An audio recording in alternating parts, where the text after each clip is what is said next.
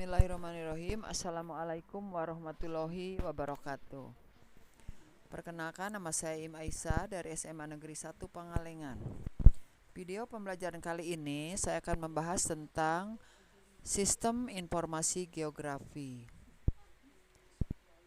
Sistem informasi geografi di sini definisinya atau disingkat dengan SIG.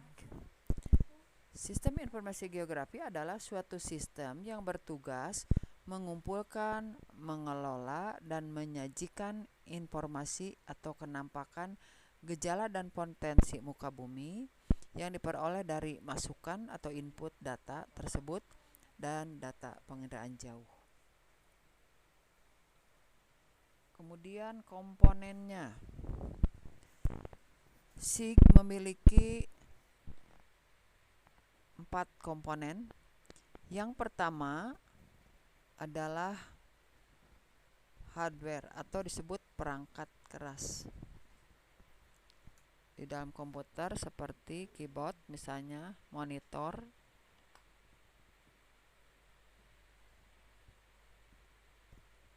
dan lain sebagainya. Kemudian ada software atau perangkat lunak. Di sini antara lain ada program ILWIS, MAVINFO, ERDAS, ILWIS, dan lain sebagainya.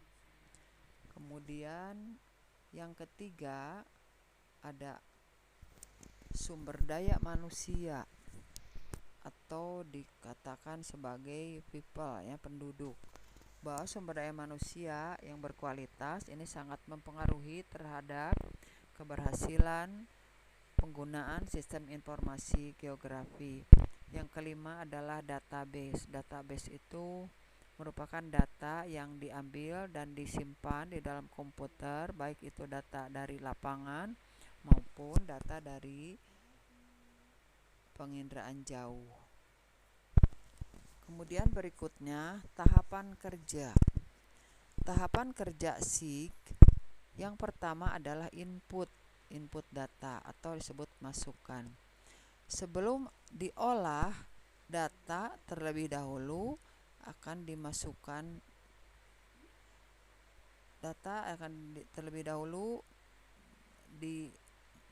dikumpulkan sebagai sumber data. Yang kedua, processing data atau proses. Tahapan di mana terjadinya pengolahan data.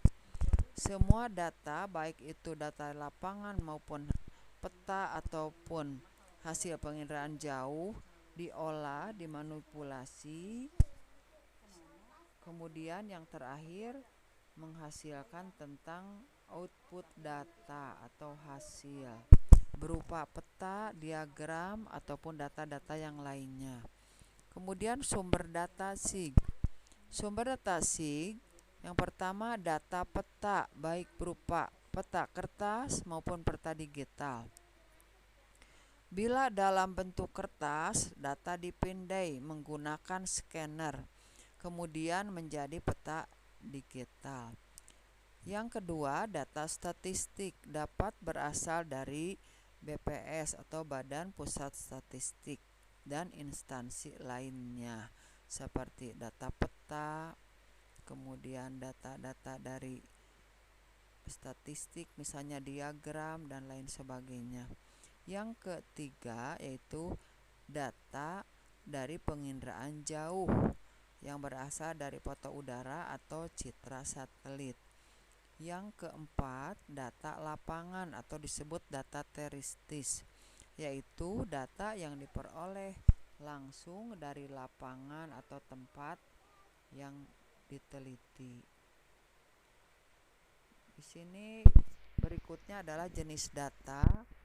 Data itu ada berbentuk data spasial atau geospasial, yaitu data hasil pengukuran, pencatatan, dan pencitraan terhadap suatu unsur keruangan yang berada di bawah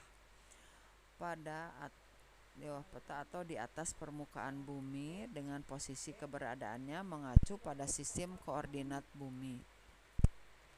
Yang kedua, data non-spasial atau data atribut. mempresentasikan aspek-aspek deskriptif dari fenomena yang dimodelkannya. Demikianlah penjelasan tentang sistem informasi geografi sampai kepada jenis data.